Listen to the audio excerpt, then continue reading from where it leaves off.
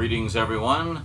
Well, it's unboxing time again on the Multimedia Chronicles. Just got this rather hefty package from Arrow Video. Yeah, this is one I've been looking forward to for quite a while. There was a release of a while back that I missed, but they did a re-release, which is kind of more deluxe, I guess, so I'm kind of glad I waited. I imagine people who bought the previous release are a little ticked about that, but hey, sometimes it pays to wait. Anyway, been looking forward to this for a very long time. I've heard nothing but good things about this particular set of films, and have been wanting to get a nicely upgraded set of them in my collection for quite some time. What is it? Well, I'll just give you this hint. It's a box of spaghetti. Today on the Multimedia Chronicles.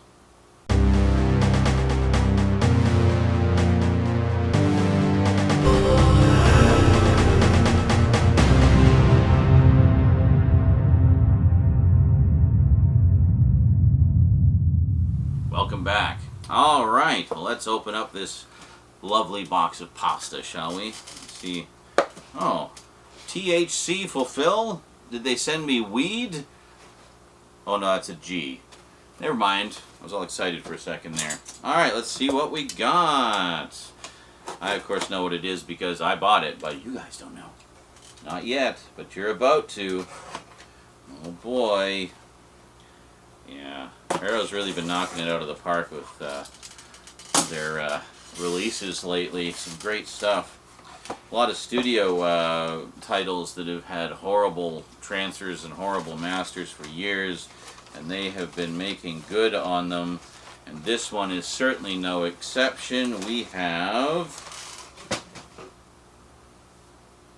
the Dollars trilogy. That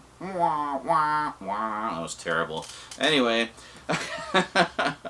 so we got a fistful of dollars for a few dollars more, and the good, the bad, and the ugly. Oh, yeah. I love these. The Good, the Bad, and the Ugly was essentially my introduction to Westerns, and also my introduction to spaghetti Westerns. And always been a favorite. It's just such an epic, amazing film. And it was quite a few years before I saw the other ones, but yeah, all I've had of this for years is the old studio release, the Man with No Name trilogy Blu-ray set. Now, I know Kino Lorber did a bunch of 4Ks of this a couple years ago, and people were raving about that.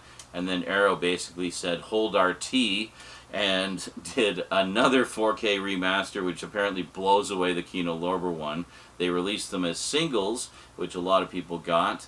I wanted them, but missed out on them. So I couldn't remember if the original release that Arrow put out was just slipcover editions or if they were hard boxes. Well, it turns out they were both, as you can see from the big contents beauty shot here. It's a hard box with a slipcover, which is something that Arrow's been doing with a lot of their recent releases.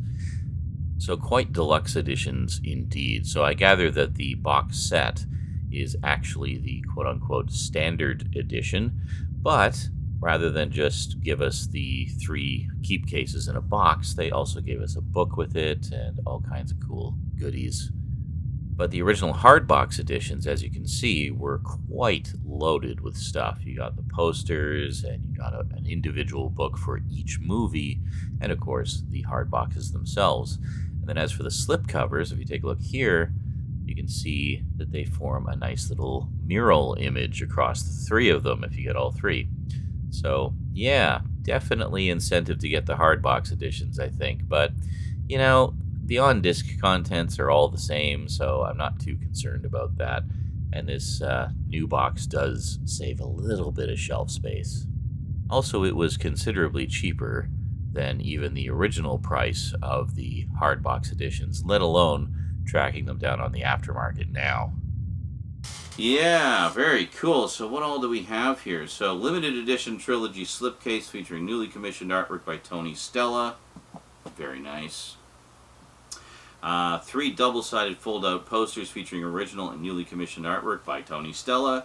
Perfect Bound Collector's Booklet featuring writing by Henry Blythe, Bill Beery, Priscilla Page, I follow her on socials, Glenn Kenny, Howard Hughes, and James Flower. 4K restorations of all 3 films from the original negatives, including the international and extended cuts of The Good, the Bad, and the Ugly. I was wondering about that, if they're going to have both cuts, and it's nice to see that they do. Of course they do. Arrow's very thorough that way. Got newly restored lossless mono and DTS HD Master 5.1 mix if you want that. Blah, blah, blah, blah, blah. Audio commentaries on all 3 films by Leone biographer Sir Christopher Frayling and film historian Tim Lucas. Audio commentary on The Good, the Bad, and the Ugly by film historian Richard Schickel. Interviews with editor Eugenio Alabiso, guitarist Bruno Battista De Mario, filmmaker Paolo Bianchini, Ennio Morricone, biographer Alessandro De Rosa, Stefano Dellicoli, who is the son of cinematographer Tonino Dellicoli, singer Etta Del Orso. Del Orso, I'm guessing, was the person. You know that one. Lee Van Cleef biographer Mike Malloy, film historian Fabio Malili, post-production supervisor Enzo Occoni, assistant cameraman Sergio Salvati, Giacomo Scarpelli, who's the son of co-writer Furio Scarpelli, and Giudita Sima, daughter of set and costume designer Carlo Simi, not Sima. Visual essays exploring each film's iconic soundtrack by musician and disc collector Lovely John. Archival interviews with Frayling, Eastwood, co-star Marianne Koch, and Leone collaborators Mickey Knox, Sergio Donati, and Alberto Grimaldi. An hour-long interview with Leone filmed in 1983. A Fistful of Dollars US TV opening scene, and an archival interview with director Monty Hellman.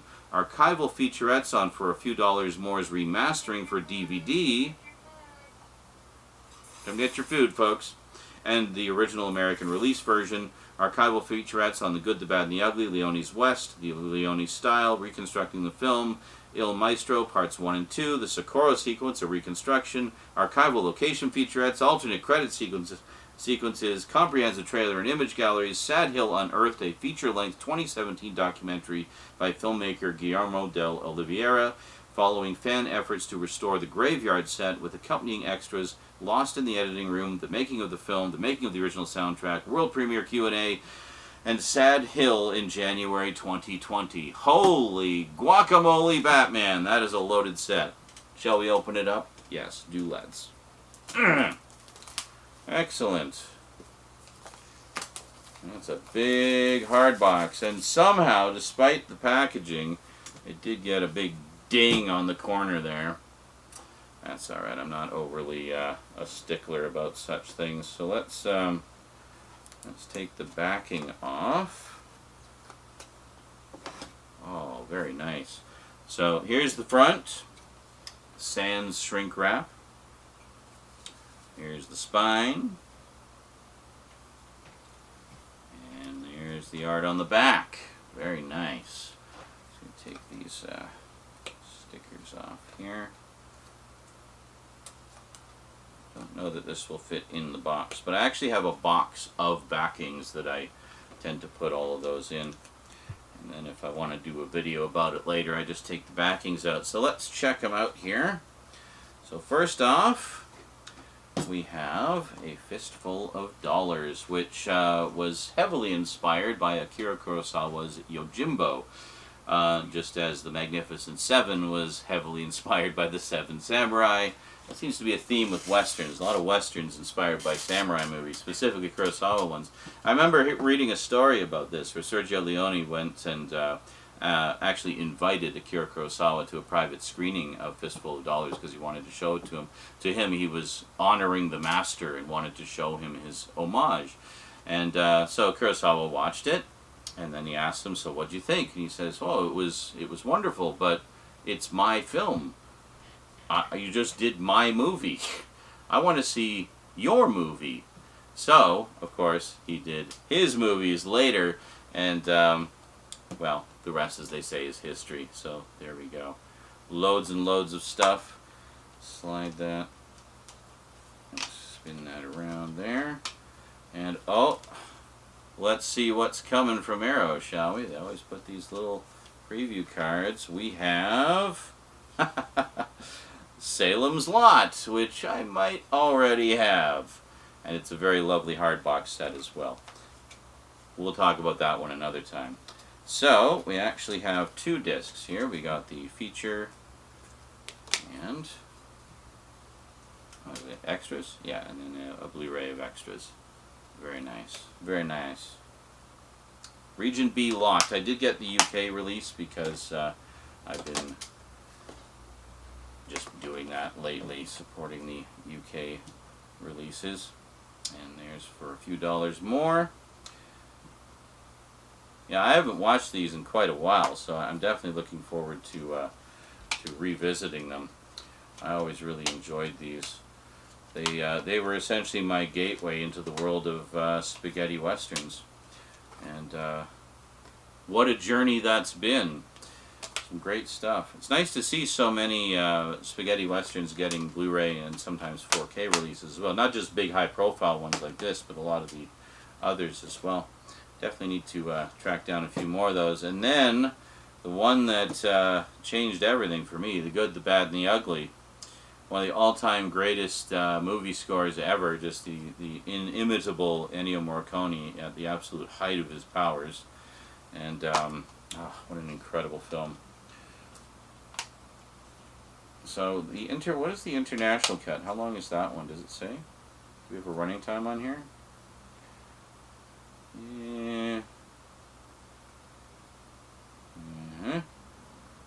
Does not. Oh, maybe it says on the back. Yeah, see on the back.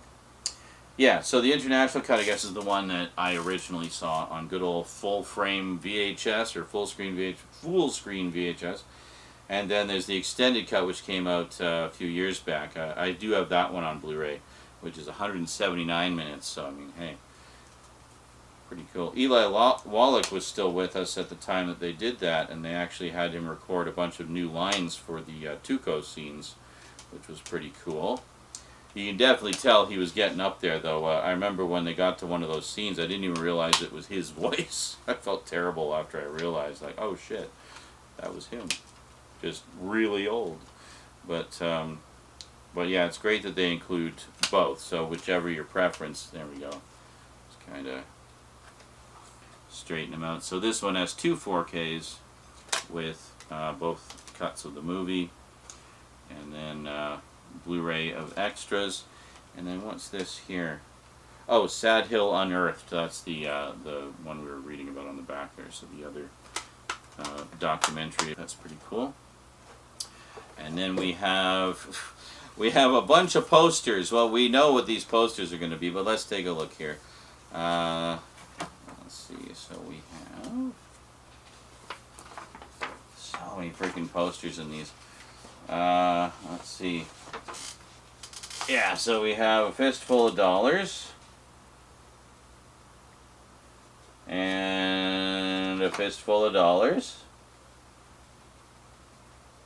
I do, by the way, like that they called this the Dollars trilogy instead of the Man with No Name trilogy, which has gone by for so long, because that's kind of a misnomer, because Clint Eastwood's character actually does have a name in all 3 of them. It's just he has a different name in each one, because each one is, they're not actually connected, even though they are connected sort of visually and thematically, I guess.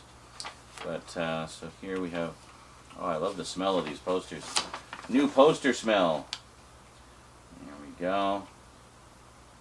And then, yeah, The Man with No Name is Waiting. The Man is back. The Man with No The Man with No Name is back.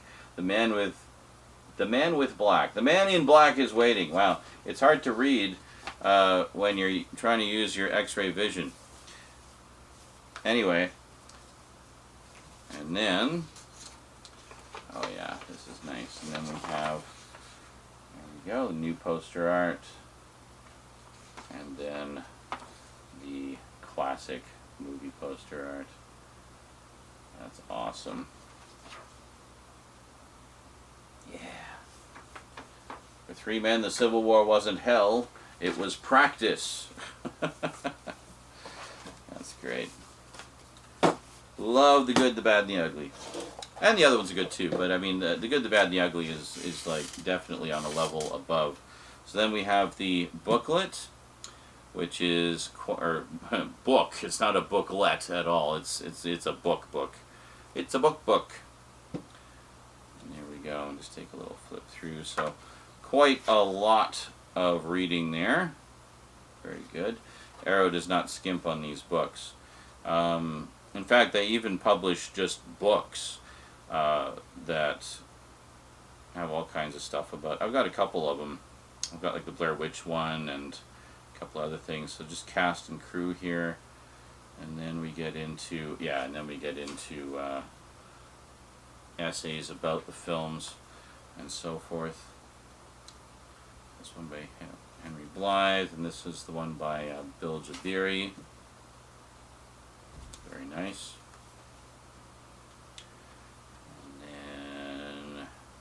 The Magnificent Strangers by Priscilla Page. Very nice. Time is on Nobody's Side by Glenn Kenny.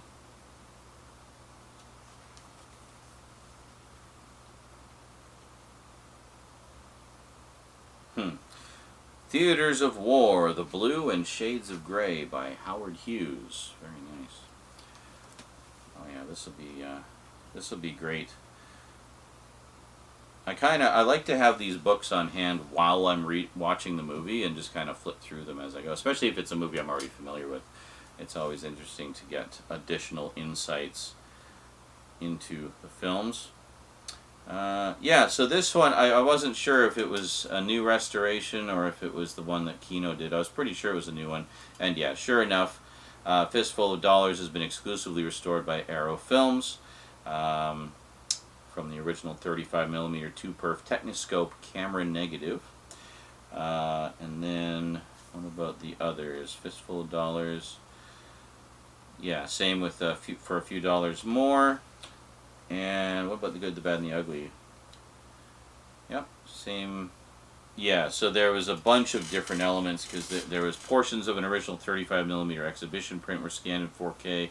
35mm imbibition Technicolor print was sourced from the Cinema Museum London for color reference. And there's additional film and video. Yeah, so anyway, tons of notes about the restoration. Oh no, it was exclusive. It was restored by Arrow Films. I read that wrong. Anyway, all three of them have been restored by Arrow. So you know it's going to be a good job. They don't mess around with their restorations, which is great. I love that Arrow has become like, you know, essentially Criterion level with their restorations, and it's interesting to me because I remember when Arrow first started out, they were kind of like a lot of boutique labels starting out where they would just, they were stuck with whatever the studios would send them, and sometimes the masters the studios sent them weren't very good. I've got some of the old white box releases, and they have some questionable transfers on a few of them. But since they started doing their own, it's like it's like a whole other level. They're like right up there with Criterion and Vinegar Syndrome and Severin and Synapse, like all of them. Like it's I almost feel like they're competing with each other to see who can do the better transfers. You know, and I know Arrow's always been top dollar. Huh? Yeah. I'm going to go now before I make any more cheesy jokes.